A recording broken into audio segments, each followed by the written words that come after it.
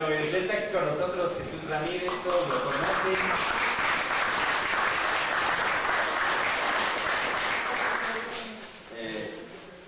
Periodista de La Jornada, asesor muy cercano de nuestro presidente legítimo, casi brother,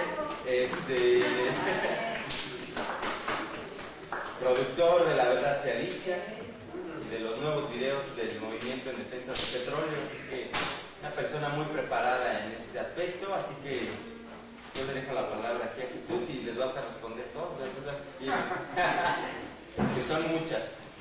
Bueno, gracias y buenas noches. Pues no, más bien amigos de ustedes, sí, cómo no, totalmente.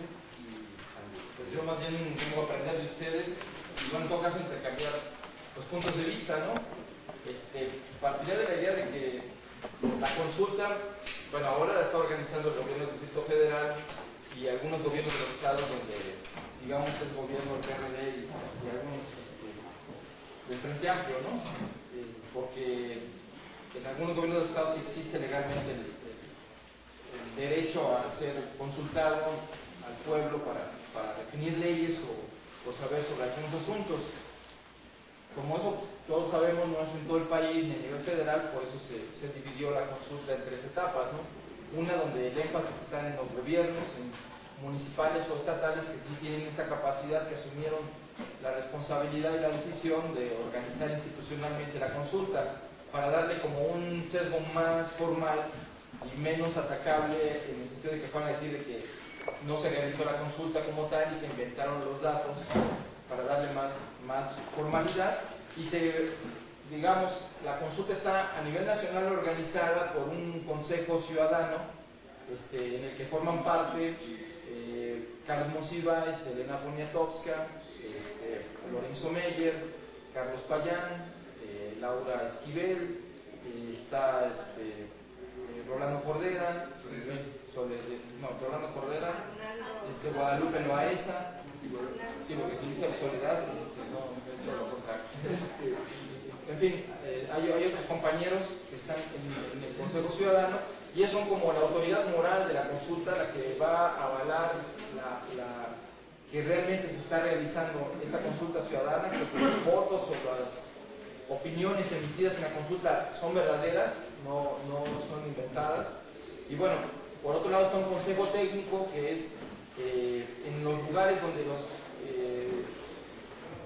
donde no se va a organizar la consulta de manera institucional, pues la va a organizar la sociedad civil, las ONG, el movimiento social, los brigadistas, el Movimiento Nacional de Defensa del Petróleo, junto con militantes de los partidos, diputados y presidentes municipales o regidores, según la decisión de cada quien, ¿no?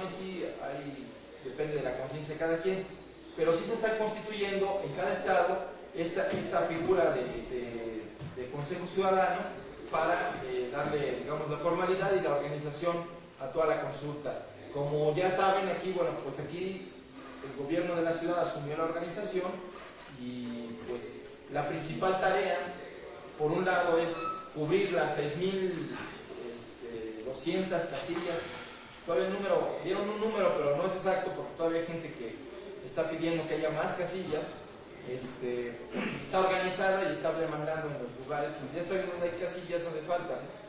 Pero bueno, el caso es cubrir con 22.000 personas los funcionarios de casilla para cuidar las casillas, pero la labor más importante, creo yo, es la de informarle a la gente, convencer a la gente de que vaya, participe, que emita su opinión, su voto y que diga no a la reforma de la derecha de Calderón y que diga no a la privatización. Ese es, digamos, el sentido de la consulta, ¿no? Para eso están las preguntas que leía Juan, pues son en ese sentido, algunos no les gustan porque son muy generales o parecen medio ambiguas, pero bueno, cubren el requisito de no ser atacadas por ser sesgadas, porque inducen a una respuesta. Esto sí implica que tenemos que decirle a la gente, informarle, pues de qué se trata la reforma, por qué hay que rechazar la reforma, de tal manera que su opinión sea por conciencia, no sea por consigna, porque no tendría ningún caso tener 10 millones de votos si la gente no se entera bien de por qué rechazar esta reforma y por qué oponerse y organizarse para que no se aprobara. Entonces, es un poco el asunto en general de la consulta. Yo creo que la consulta tiene que verse como un triunfo del movimiento ciudadano, aunque lo haya asumido en el caso del DF la organización, el gobierno, el Instituto Electoral del Distrito Federal, las delegaciones. Tenemos que pensar que es un triunfo de la sociedad civil organizada y del Movimiento Nacional de Defensa del Petróleo y de todos los brigadistas que han hecho su labor de información y de organización. Pues todo eso ha ido cristalizando y se ha ido ganando terreno en la opinión pública, pese a la televisión que está en contra, pese a la radio que está apoyando la reforma de Calderón. Hoy el 80% de los mexicanos rechazan esta reforma gracias a la labor de todos ustedes, y es invaluable. Estamos por primera vez en muchos años, se está demostrando que la sociedad puede ser más fuerte que los medios, que la televisión no es omnipotente ni omnipresente y que el gobierno no es infalible, y que la ciudadanía organizada puede dar batallas y puede ganarlas. Y aquí estamos viendo cómo en términos de opinión, en términos de conciencia y de organización, pues poco a poco se ha ido ganando terreno. Según las encuestas de la misma derecha, por ejemplo, en abril, cuando inició el debate cuando presentó Calderón el 8 de abril sus iniciativas de reforma, pues digamos la opinión de la gente era pues muy ambigua, ¿no? Digamos el rechazo era del 40%, porque no se tenía claro bien a bien. Dispuestos a participar en el movimiento, pues era apenas un 20% de gente, y con claridad sobre lo que estaba ocurriendo de la reforma, pues era muy poca gente, ¿no? Hoy, las encuestas de la derecha, incluso esas encuestas del director del CISEN, que tanto apoyaron en la campaña en 2006, de Gea Isa, pues ellos sus propios números están diciendo, bueno, o la consulta Mitofsky, que le pararon la publicación de una encuesta donde más del 80% está a favor de la consulta, pero lo más revelador es que haciendo las preguntas de cada uno de los temas de las 6 iniciativas, hay un rechazo de entre el 65% y el 80% a las propuestas concretas. Es decir, cuando se le pregunta a la gente, ¿está usted de acuerdo con que se permita la inversión privada en la industria petrolera? La respuesta es 70% que no. Cuando se dice que si se requiere capital privado para desarrollar la industria petrolera, es mayoritario el rechazo, alrededor del 70%. Cuando se habla de que se necesitan alianzas estratégicas a aguas profundas, también el rechazo es muy grande, de 2/3 partes. Entonces, todo esto no se puede entender sin la tarea de la información que se ha llevado a cabo a nivel nacional. Porque no hay medios, o sea, no hay ningún, digamos, programa de televisión donde se haya abordado con imparcialidad el asunto de la reforma petrolera. Al contrario, han sido programas para apoyar la reforma de Calderón, y entonces y eso es un balance que nosotros tenemos que hacer, muy importante, que ha tenido resultados y que está avanzando este movimiento ciudadano, que está avanzando, creciendo la conciencia de la gente, y que podemos decir que tanto el logro del debate, que termina la próxima semana, como el hecho mismo de que hoy ya no puedan decir que no a la consulta, aunque no estén de acuerdo y aunque no la promuevan, ya no dicen que no. Perdieron la batalla, han ido perdiendo una a una. Entonces tenemos que tomar en cuenta, este es nuestro punto de análisis y de partida para ver qué sigue, ¿no? Porque por un lado, si se atreven a aprobar una reforma privatizadora, pues está claro, todos hemos sancionado un plan de acción que incluye pues la resistencia civil pacífica, pero en todo el país, y que implica, como todos sabemos, la paralización de la economía y de la vida nacional, porque es muy grave lo que pretenden hacer, ¿no? Es quitarnos la soberanía económica y es entregar, ahora sí, de lleno y ya sin ninguna cortapisa, pues el futuro del país y de todos nosotros a las grandes transnacionales. Digo, no nos engañemos, que eso es lo que sucedería, y que eso está sucediendo ya. Lo hemos visto, la privatización de los principales servicios y de la industria, pues ha sido en perjuicio de todos. No tengo que decirles mucho sobre los teléfonos, sobre los ferrocarriles, sobre los puertos, sobre los aeropuertos, en fin, sobre los servicios bancarios, todo en fin, lo que sabemos, ¿no? Que ocurre, que se despachan con la cuchara grande, que aquí hay las tarifas más altas del mundo en términos de bienes y servicios, y que eso pues no es ni libre mercado, ni es libre competencia, es capitalismo salvaje puro y duro, y que va en contra de los derechos de la población. Eso es lo que está en juego detrás de esta batalla por el petróleo, y lo que está en juego en esta consulta, porque justo mientras más gente convenzamos de que vaya a la consulta, pues más apoyo moral tiene este movimiento, más legitimidad tendrán las acciones en caso de que quieran privatizar la industria petrolera. Pero algo muy importante, si por el contrario se logra que no se privatice la industria petrolera, estamos dando una batalla ganada, estamos dando un paso adelante como sociedad, y hay que seguir dando otros, porque eso no termina con el petróleo, o no termina oponiéndonos a que traigan el gas o la industria eléctrica. Esto, como lo hemos platicado en otros momentos, pues esto implica recuperar la soberanía, recuperar nuestra vida y recuperar la idea de la democracia en favor del pueblo, y eso requiere la participación permanente de la sociedad organizada, ¿no? Y pues en ese proceso estamos, y creo, del lado, digamos, visto desde abajo, hay que verlo con optimismo. Hemos avanzado en la organización, hay 200,000 brigadistas a nivel nacional, hay organización en casi todos los municipios del país, aunque sean grupos pequeños, pero ya hay gente en todos lados, y bueno, pues es una buena semilla para lo que viene, para la necesidad de que la sociedad enfrente una política económica cada vez mucho más dura para la vida cotidiana. Es decir, no podemos omitir que estamos viviendo una situación límite como a nivel global, ¿no? A nivel mundial. Es decir, hay una crisis económica financiera que está afectando ya las economías de todo el mundo, que está llegando a México de una manera fuerte cada día, lo sentimos más en los precios, en la carestía de la vida, en el aumento de los servicios, ya no alcanza para sostenerse cada día, y bueno, pues el hecho es que la mayoría de la gente tiene ingresos muy bajos y ya no le alcanzan. Y por otro lado, bueno, está la crisis alimentaria, que aquí nos está pegando directamente con el maíz, con el arroz, el frijol, y que ya comienza a tener estragos en el campo, y los vamos a empezar a ver en la ciudad, ¿no? Entonces, también es un dato que no podemos dejar de lado. Y el otro asunto, pues es, digamos, la crisis energética.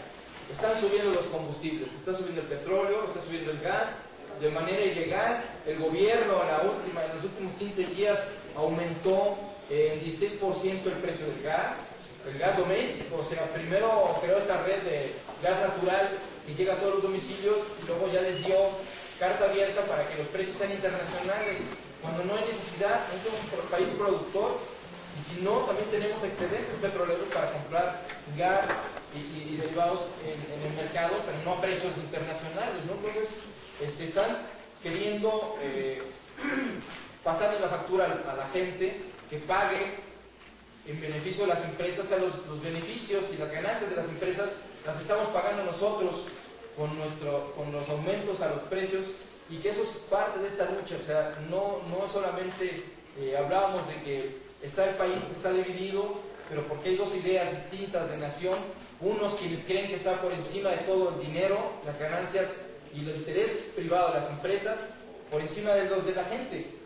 Y este movimiento nacional ciudadano está queriendo poner el énfasis en la gente, en los derechos sociales, en los derechos humanos, en la capacidad de que el país pueda tener como eje la satisfacción y el bienestar de la gente. Entonces, ese es el tipo de país que se quiere construir, y para el cual necesitamos nuevas instituciones y nuevos instrumentos de poder político, económico y social. Entonces, es por eso muy importante pensar que la consulta forma parte de este proceso, y que estamos construyendo un poder ciudadano también. En el momento en que estamos de alguna manera imponiendo la lógica de que se consulte a la gente, de que la gente participe, de que la gente se informe y que se organice. Sí, pero bueno, creo que todos oyen, ¿no?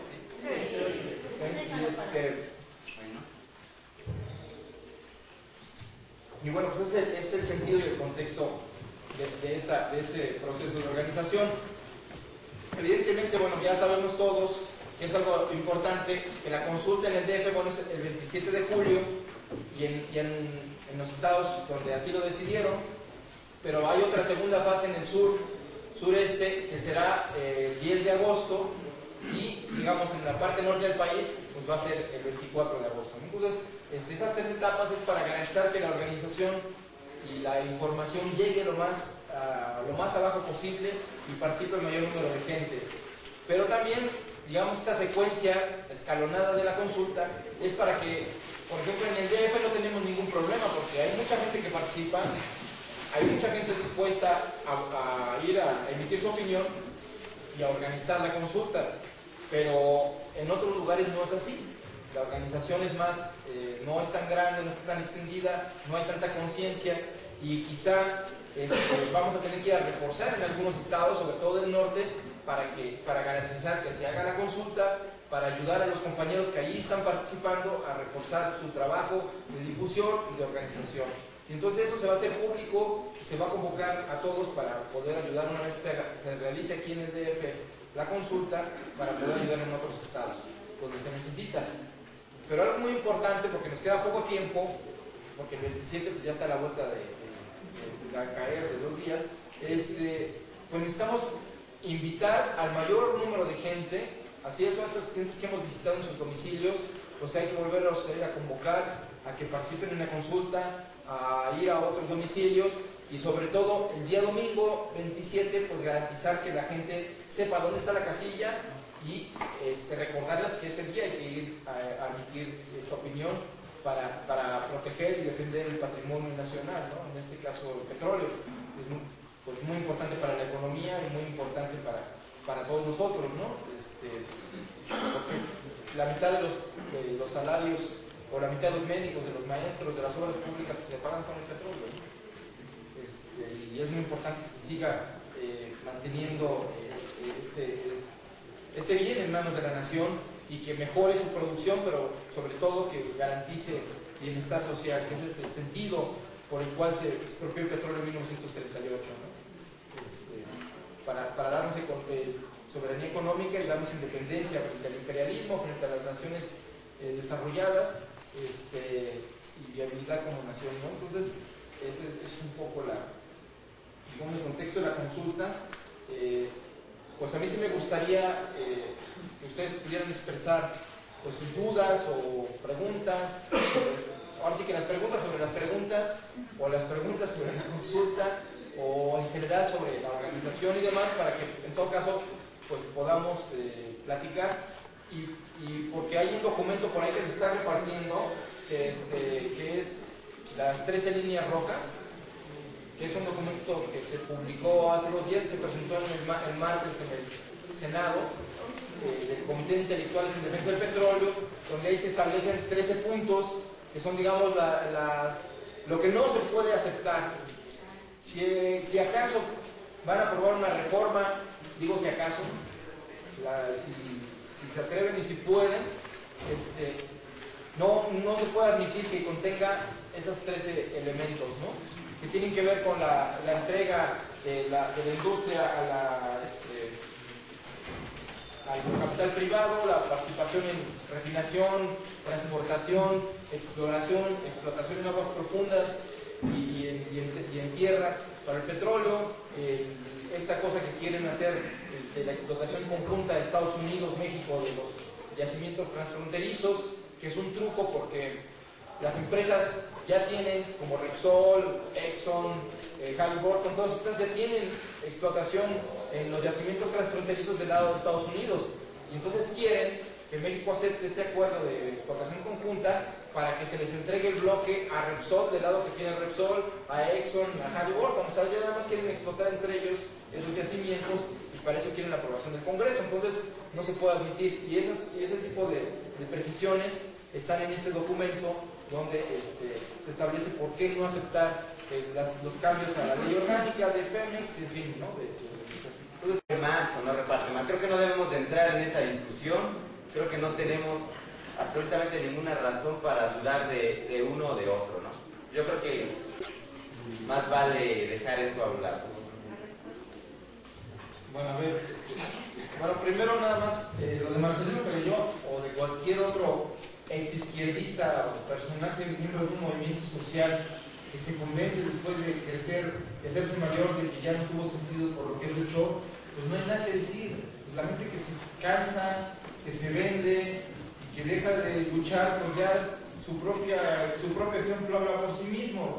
Entonces, si al señor le molesta que consulten a la gente, porque antes de la reforma, porque hay que parar una reforma privatizadora, que se le pregunte la opinión a la gente, y quiere hacerlo después de que apruebe el Congreso, ya cuando ya nada se puede hacer, y veamos el ejemplo de la ley indígena que aprobó el Congreso contra la opinión de los pueblos indígenas, entre ellos los zapatistas, y que ya no hubo manera, la Corte avaló, ya sabemos que todo el sistema jurídico y las instituciones están en manos de los mismos que deciden en el Congreso, entonces no vamos a jugar a las escondidas de que, bueno, aprueben y luego nos vamos a impugnar a los tribunales y a la Suprema Corte. Ya sabemos que apoyan a pederastas, apoyan a violadores de derechos humanos, apoyan a asesinos. No vamos a caer en ese juego.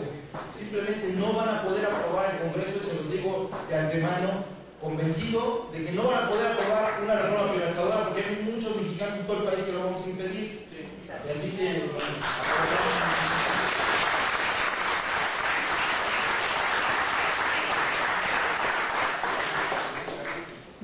Sobre las preguntas, bueno, no son las preguntas ideales, tienen ciertas... No, bueno, es que sí son claras, pero podrían ser muchísimo más claras. Y tienen algunas cosas que se prestan a la confusión, pero bueno, para eso nosotros tenemos que tener claro cómo explicarle a la gente por qué debe votar, qué no, qué quiere decir cada pregunta. Evidentemente, cuando dice que la primera pregunta que dice actualmente la explotación, el transporte, la distribución y verificación de los hidrocarburos son actividades exclusivas del gobierno, en la Constitución dice que son exclusivas del Estado. Pues ahí es un primer tema. Mucha gente no sabe distinguir entre gobierno y Estado, y por eso quien diseñó la pregunta, que son especialistas en preguntar, según esto, ¿no? Pero son gente de la UNAM, gente del POLI y del Instituto Electoral del Distrito Federal. Sí, y en su tarea pues, dijeron, bueno, como la gente entiende más gobierno que Estado, le pusieron gobierno. Y entonces sí no están lo suficientemente claras para decir sí o no, aparentemente, ya leyéndolas con calma sí uno se da cuenta de que... Pero bueno, eso también ayuda para que a pesar de que la señora Kessel, la secretaria de Energía, a pesar de que Calderón, López Dóriga y todos digan que están sesgadas, no pueden demostrar, leyendo la pregunta, que es sesgada. Es tan neutral que a nosotros nos parece que es un poco riesgoso que se pregunte tan neutralmente cuando nosotros estamos muy claros de que hay que rechazar la reforma. Eso quizás es lo que genera este asunto de pensar que podía haber mano negra o que podía haber, y no nos ayuda mucho la pregunta, ¿no? Porque no clarifica. Pero bueno, estamos, digamos, para la gente que no está muy convencida, el argumento de que son sesgadas las preguntas, pues simplemente no pasa porque no es real. Son preguntas demasiado neutrales, diría yo, y por eso se necesita explicar por qué sí y por qué no. Entonces, nosotros tenemos que hacer esa tarea de explicar a la gente y hacerle conciencia. Eso es algo muy importante. Y cuando en la segunda pregunta, pues también tiene algo que podría cuestionarse, el hecho de que no precisa que si está de acuerdo o no con las iniciativas relativas a la reforma energética que se debaten actualmente en el Congreso, cuando ve si las iniciativas que el Ejecutivo presentó en el Senado o en el Congreso, para que se precise, porque tal parece que no queremos ningún tipo de reforma, ¿verdad? Y eso se presta a confusión. Pero bueno, nosotros tenemos que ser muy claros, una vez aclarado esto, que las preguntas son neutrales, que requieren una explicación para poder, y de una conciencia. Eso es algo muy importante que tenemos que destacar, de que al contrario de lo que dice la derecha, no son nada sesgadas ni manipuladas, y que requiere un ejercicio de reflexión y de información para votar. Pues eso es justo lo que nosotros queremos hacer, elevar la conciencia de la gente, y no queremos acarreo de votos ni sacar un número de votos. Si son 100 votos por casilla, son 100 personas conscientes que decidieron por su propio pie votar, o que convencimos de que fueran a expresar su opinión. Queda en nosotros, en la tarea de los brigadistas del movimiento, convencer a la gente de ir, de la necesidad de que exprese su opinión, de hacer valer la soberanía popular, que es el centro de este movimiento.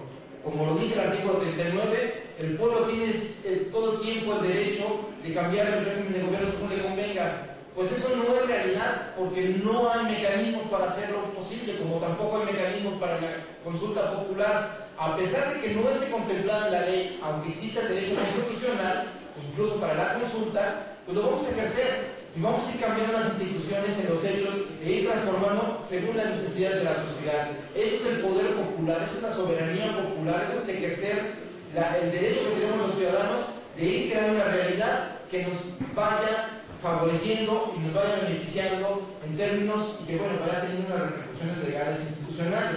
Pero lo primero que tenemos que cambiar es nuestra visión de las cosas y que bueno, justo en este proceso de la consulta pues nos toca convencer a más ciudadanos de que es muy importante ir a votar. Pero tienen que ser votos de carne y hueso y de conciencia. Y los que logremos serán muy importantes.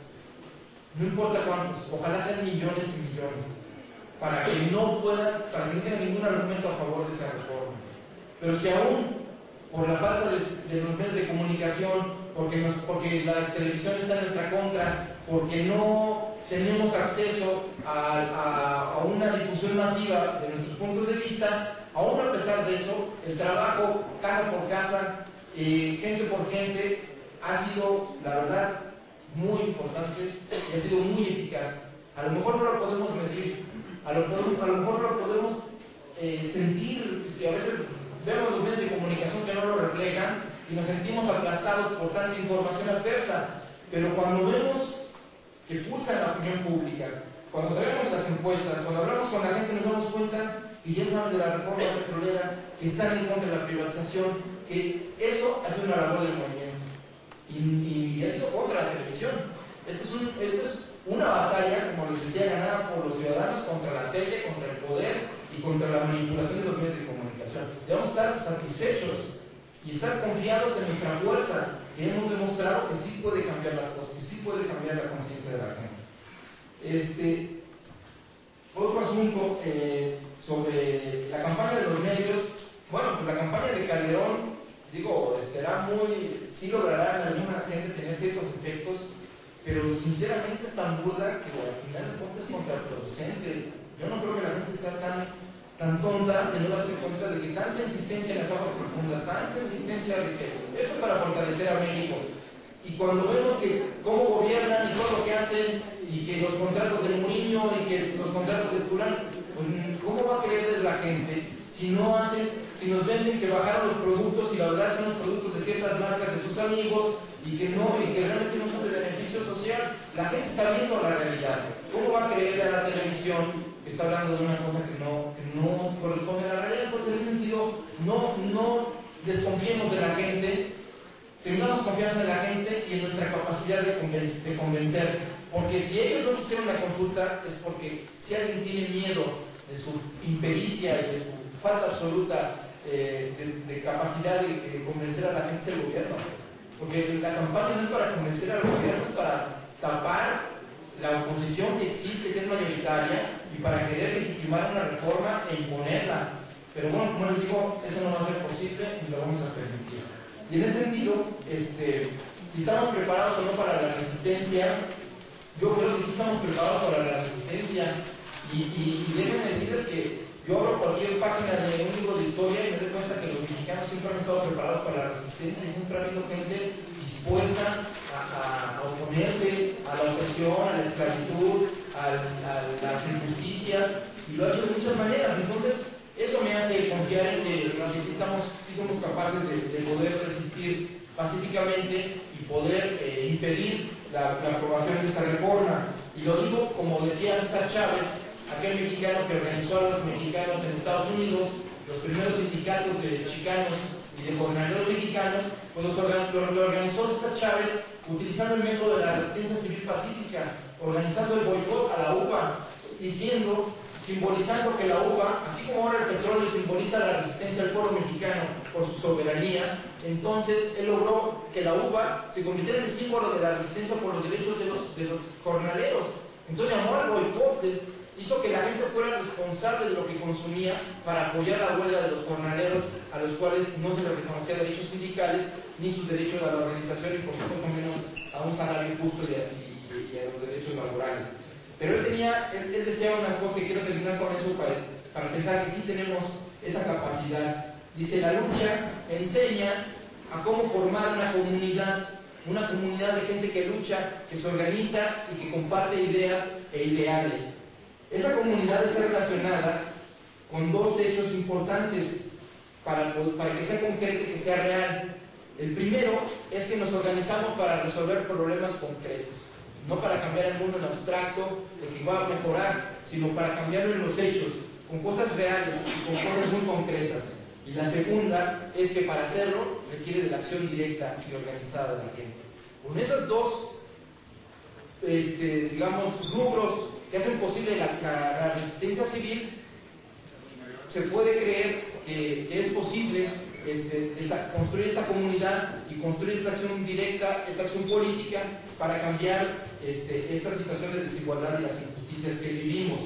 En ese sentido, otra idea que planteaba César Chávez sobre esto es que si logramos este proceso de organización y de conciencia, ya estamos creando un poder real de la gente, pero que ese poder real se va a expresar cuando organizados decidamos llevar a cabo organizadamente pues las acciones conducentes para protestar o para transformar nuestro alrededor, nuestra realidad, ¿no?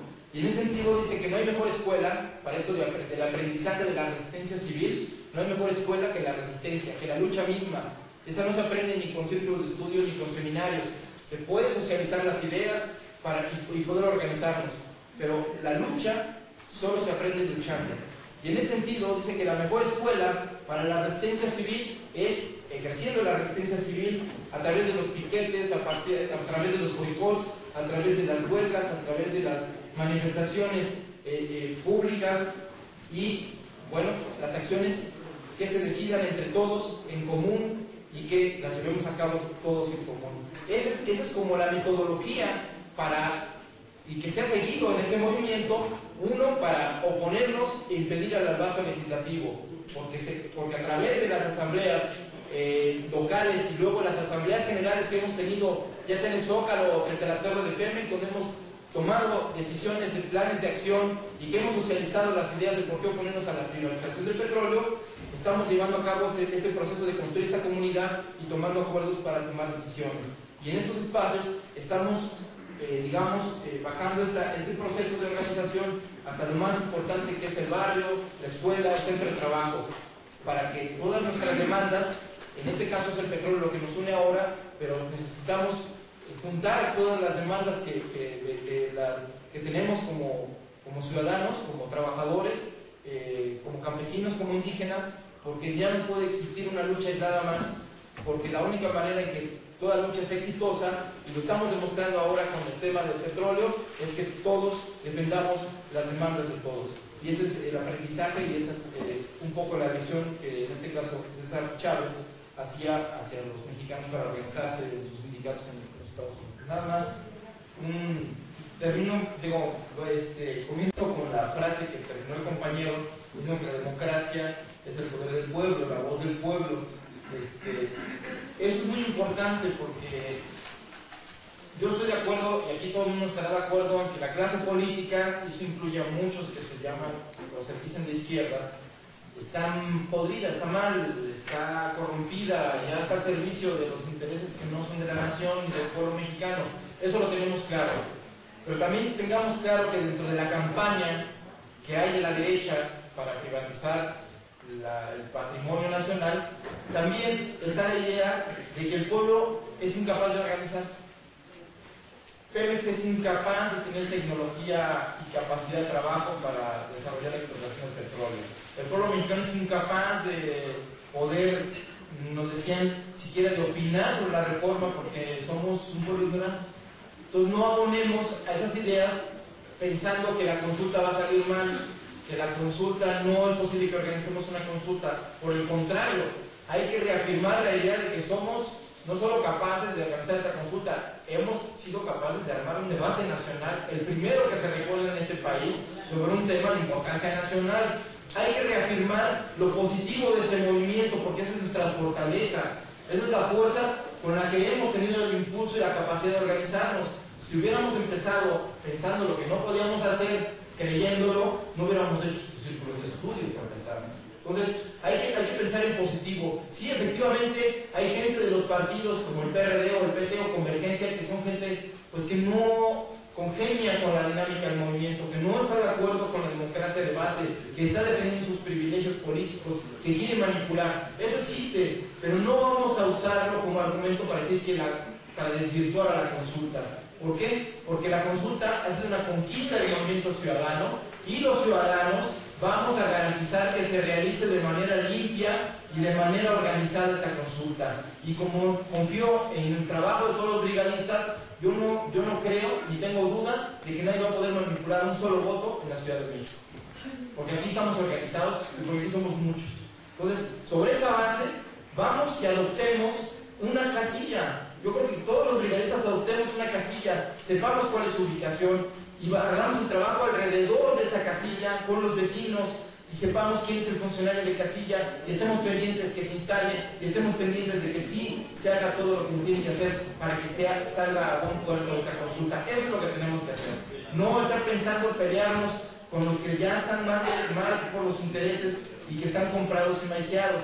Entonces que sigan en su dinámica. Nosotros estamos construyendo algo nuevo, algo distinto y no lo pervirtamos ni lo metemos en la dinámica de los partidos o de la gente que tiene un interés particular y que quiere manipular o usar no solo los círculos de estudios, sino el movimiento en su conjunto. Yo creo que es muy importante que ya sepamos dónde van a estar las casillas y que adoptemos una casilla por brigados, por brigadistas y que sepamos cuál es nuestra tarea y a quién tenemos que convocar para que a la gente que le informemos ya desde la información que le llega a su casa ya sabe dónde tiene que ir a votar el domingo. Entonces ese domingo nada más le vamos a recordar que tiene que ir a ese lugar, pero ya la información fue previa y si logramos que la gente alrededor de las casillas vote, porque esa es la primera que tenemos que hacer que vote, que vaya y participe, esa es la que tiene más cerca de la casilla, ¿no? Entonces es muy importante este trabajo. Y lo otro, yo quisiera decirles que hoy la consulta pues es la batalla por la democracia, por la soberanía y por el poder popular que se necesita por la participación de la democracia directa y que hacerla bien es algo muy importante porque estamos argumentando a favor de que este país cambie, a favor de que la democracia sea una realidad y de que los ciudadanos somos capaces de organizarnos y que somos capaces de opinar y de informarnos. Eso es lo que está en juego. Yo creo que sí lo somos capaces y lo vamos a demostrar. Y los millones de mexicanos, porque yo no dudo, porque van a ser millones los que van a participar. Estoy oyendo a la gente en el metro, en los centros de trabajo. Sí hay cierta expectativa, por lo menos en esta ciudad, de participar. Y entonces aprovechemos ese impulso que ya hemos logrado construir para, con información, decir a la gente: tu voto va a contar, vamos a hacerlo valer. Si no es por la vía institucional y si no la respeta el Congreso, la vamos a hacer que se respete en la calle. Entonces, pero es muy importante que organicemos esta invitación a la consulta y que lo hagamos precisando dónde está la casilla que me toca construir el apoyo para que la gente vaya a votar y para estar pendientes de que no haya gente que quiera, con una provocación, manipular la votación y darle la nota a los medios de comunicación que van a estar ávidos de cualquier incidente, de cualquier cosa, hasta de compra de votos. Ya me imagino las notas que van a querer hacer. Pues impidamosles que puedan consumar su festín informativo en contra de la consulta y fortalezcamos este ejercicio que es un triunfo del movimiento. El que se haga, el que el gobierno de la ciudad, como otros gobiernos municipales, y el hecho mismo de que ya no puedan objetar la consulta, aunque se quejen de ella, es un triunfo de este movimiento y que tenemos que hacerlo valer y que tenemos que hacer que salga lo mejor posible.